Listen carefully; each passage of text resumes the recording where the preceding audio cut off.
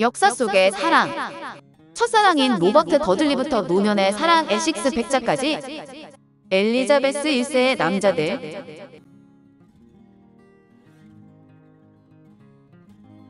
대영 제국의 기틀을 마련한 영국의 여왕이라고 하면 엘리자베스 1세를 바로 떠올리는데, 25세 여왕 자리에 올라 45년간 왕좌를 지킨 엘리자베스 여왕은 당시에도 영광스러운 처녀 여왕이라 불리며 존경받았습니다. 평생 결혼하지 않고 국가 통치에 힘쓴 엘리자베스 여왕. 그녀에게는 여왕이 되기까지 숱한 시련이 있었는데, 엘리자베스는 헨리 8세와 그의 두 번째 아내였던 앤 불린 사이에서 태어났습니다. 헨리 8세는 첫 번째 아내인 아라곤의 캐서린과 이혼하기 위해 로마 가톨릭과 결별했고, 앤 불린과 결혼했지만 3년 만에 간통과 반역죄를 씌워 참수시켰습니다. 그뿐 아니라 결혼까지 무효화되면서 엘리자베스는 사생아가 되고 말았으며, 헨리 8세가 죽고 에드워드 6세가 즉위하는데, 에드워드 6세는 헨리와 세 번째 부인인 제인 시모어 사이에서 난 아들입니다. 소녀 엘리자베스의 고통이 된 남자 토마스 시모어. 소녀 시절 엘리자베스는 헨리 8세의 마지막 왕비 캐서린 파와 함께 지내고 있었는데, 캐서린 파는 의붓딸인 엘리자베스를 무척 아끼고 예뻐했던 것 같습니다. 당시 캐서린 파는 헨리 8세와 결혼하기 전부터 사랑하고 있었던 토마스 시모어와 결혼을 한 상태였는데, 토마스 시모어는 에드워드 6세에 섭정을 하고 있던 에드워드 시모어의 동생이고 에드워드 6세의 삼촌이기도 했습니다. 엘리자베스는 잘생기고 활달하며 유창한 언변을 지닌 토마스 시모어를 잘 따랐고, 토마스 시모어도 엘리자베스를 귀여워했습니다. 그런데 이것이 문제가 되는데, 토마스 시모어가 14살이 된 엘리자베스의 침실에 찾아와 장난을 치며 놀다 사춘기 소녀에게 하기엔 과한 스킨십이 집안 고용인들 눈에 자주 띈 것입니다. 엘리자베스의 가정 교사를 비롯한 많은 사람들이 해괴한 행동들 좀 그만두라며 말릴 정도였다고 하는데, 캐서린 파도 사태의 심각성을 깨닫고 엘리자베스를 다른 곳으로 보내게 되었습니다. 그 후 출산을 한 캐서린 파는 몸을 회복하지 못하고 죽음을 맞게 되고, 정치적 야심이 있었던 토마스 시모어가 왕위 계승자였던 엘리자베스와 결혼을 하려는 계획을 세우지만 취미론에서는 허락하지 않을 뻔했습니다. 토마스 시모어는 권력을 장악하기 위해 해군 장관의 지위를 이용해 반란 자금을 모으다 곧 취미론에 발각되어 체포되는데, 그가 체포되자 엘리자베스도 토마스 시모어의 공범으로 몰린 것입니다. 토마스 시모어의 죄목은 현 국왕의 누이인 엘리자베스와 비밀 결혼을 하려고 함으로써 국왕과 엘리자베스의 이복 언니인 메리 공주와 취미론을 농락했다는 것이었습니다. 취미론은 엘리자베스에게도 잔인한 신문을 했고, 엘리자베스의 측근들도 런던탑에 갇혔으며, 엘리자베스가 토마스 시모어의 아이를 임신했다는 나쁜 소문까지 떠돌게 됩니다. 1549년 3월 15일 토마스 시모어가 처형된 후 엘리자베스는 무죄로 풀려나지만, 이 사건을 겪은 후 그녀는 더 이상 순진한 소녀가 아니라 세상의 이목에 대처하는 법을 터득해 갖고 매사에 신중한 태도를 취하게 됩니다. 엘리자베스의 첫사랑인 로버트 더들리. 아버지 헨리 8세의 뒤를 이어 영국의 왕이 된 에드워드 6세는 어렸을 때부터 몸이 약했고 결국 16세 어린 나이에 사망했습니다. 우여곡절 끝에 엘리자베스의 이복 언니 메리가 즉위하면서 엘리자베스는 많은 시련을 견뎌내야 했지만, 메리 1세가 자식을 낳지 못하고 사망하면서 1558년 11월 17일 25살의 나이로 영국의 여왕이 되었습니다. 국왕이 된 엘리자베스에게 그녀의 고문 월싱엄경은 왕권 강화를 위해 결혼하라고 조언했는데, 수많은 나라의 왕과 왕자가 청혼을 해왔지만 엘리자베스는 정치적 이익을 위해 적당한 밀당을 하며 끝까지 결혼을 하지 않았습니다. 재위 기간 중 영국 의회가 결혼을 요구하는 결의문을 통과시켰을 때 엘리자베스는 "나는 이미 남편에게 봉사하고 있으니 그분은 잉글랜드 왕국입니다라는 유명한 답변을 내놓기도 했습니다. 그러나 결혼을 하지 않았다고 로맨스조차 없었던 것은 절대 아닌데, 엘리자베스는 엄청난 미인은 아니었지만 똑똑하고 뛰어난 화술을 가진 데다 한 나라의 여왕이라는 아우라는 그녀를 더욱 매력적으로 보이게 했습니다.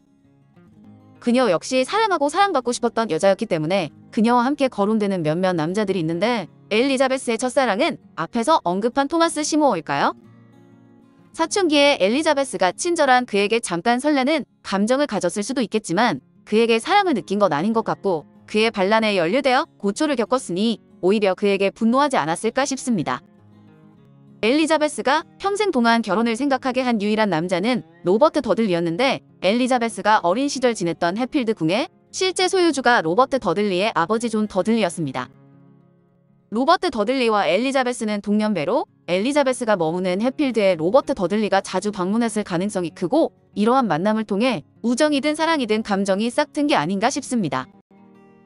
로버트 더들리의 할아버지 에드워드 더들리는 헨리 7세에게 반역죄로 처형당했고, 아버지 존 더들리는 에드워드 6세 사망 후 첫째 아들 길포드 더들리와 결혼한 며느리인 제인 그레이를 왕위에 올리려다 반역죄로 처형당합니다.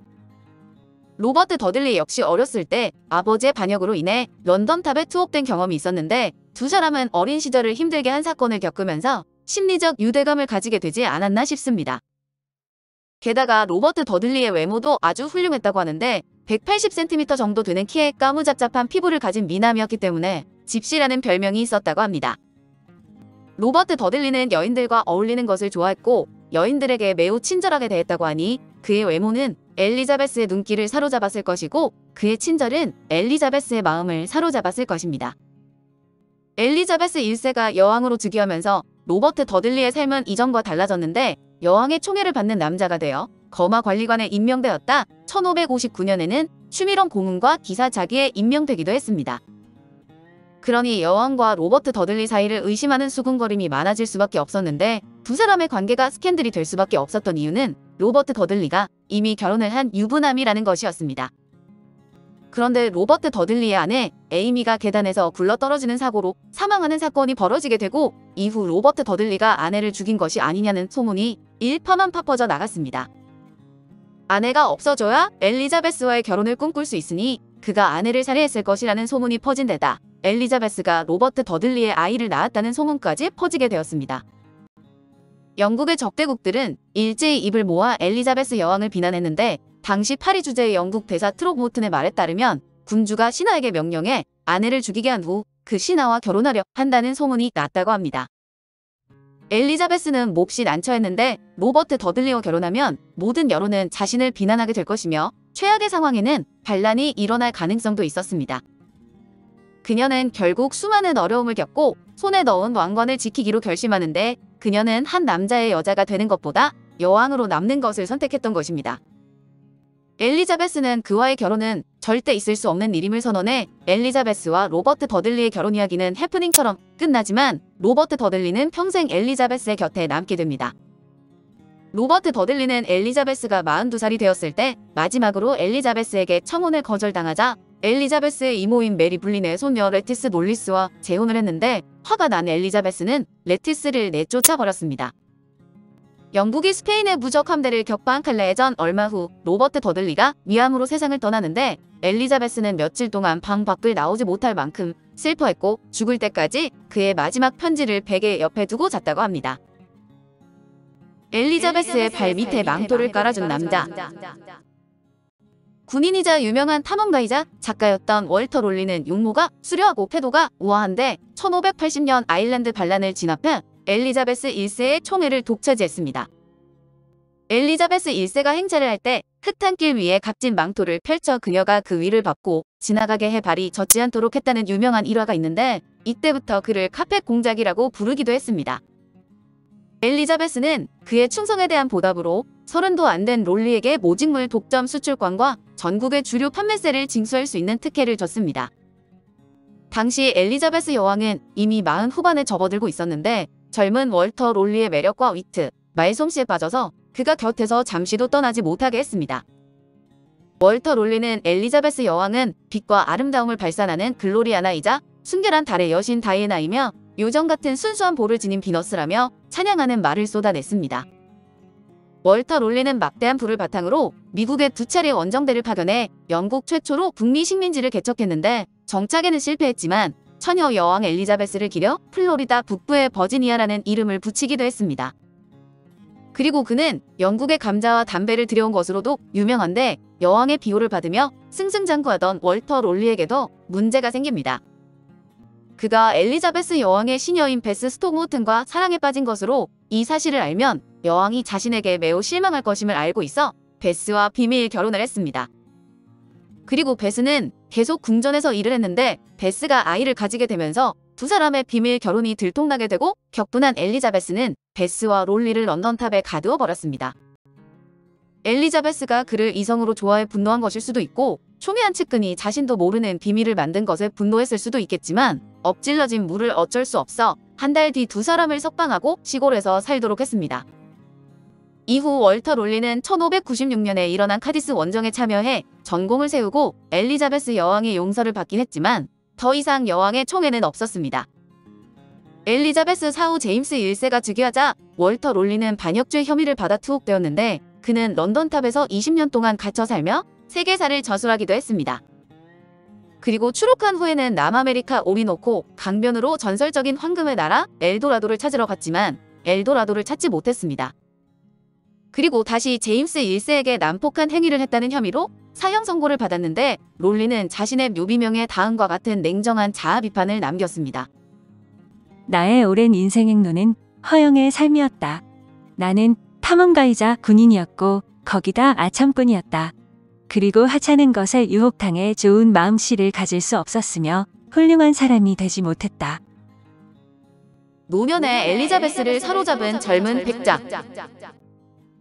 대영 제국의 화려한 영광의 시대에 접어들 무렵 엘리자베스 여왕은 이미 노년에 접어들고 있었고 그녀가 총애했던 사람들도 하나둘씩 그녀의 곁을 떠나고 없었습니다.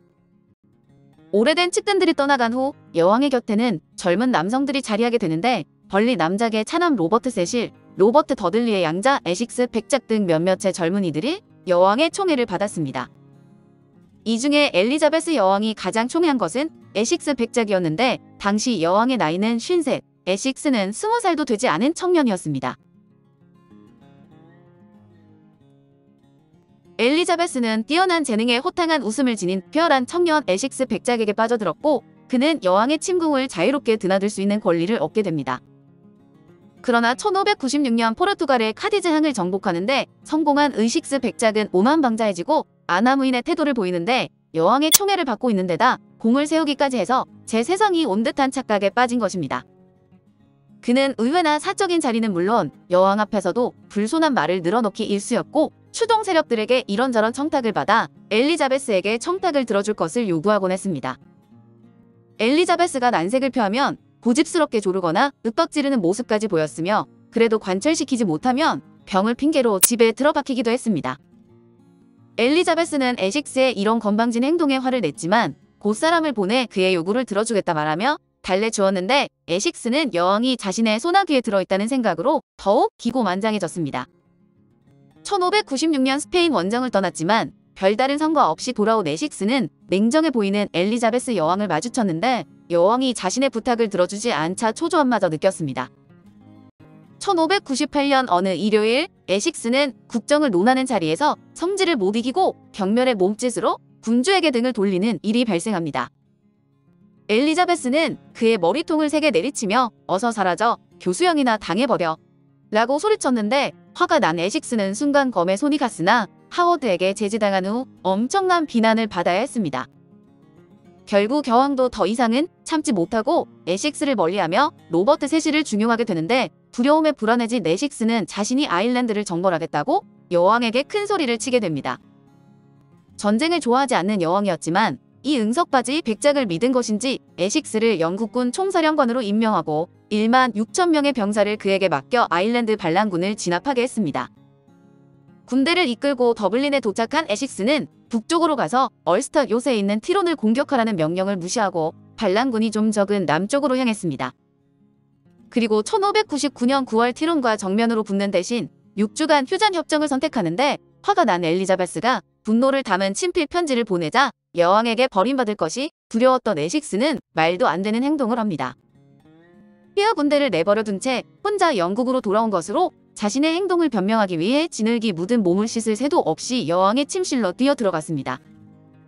여왕은 가발도 쓰지 못하고 화장도 하지 못한 채 맨 얼굴로 그를 맞아야 했는데 이것은 여왕에게 무척 수치스러운 일로 엘리자베스는 그의 말도 안 되는 변명을 듣고 아무 말도 하지 않았습니다. 에식스는 직무유기, 명령불복종의 죄로 가택 연금되었다가 풀려나지만 여왕과의 관계는 최악이 되었는데 1600년 그는 1만 6천 파운드의 빚에 허덕이게 됩니다. 여왕에게 자신의 수입원인 포도주 수입 관세에 대한 임차권을 개정해달라고 요청했지만 여왕이 거절하자 초조했던 에식스는 여왕의 반역 음모에 가담하는 최악의 선택을 하고 맙니다.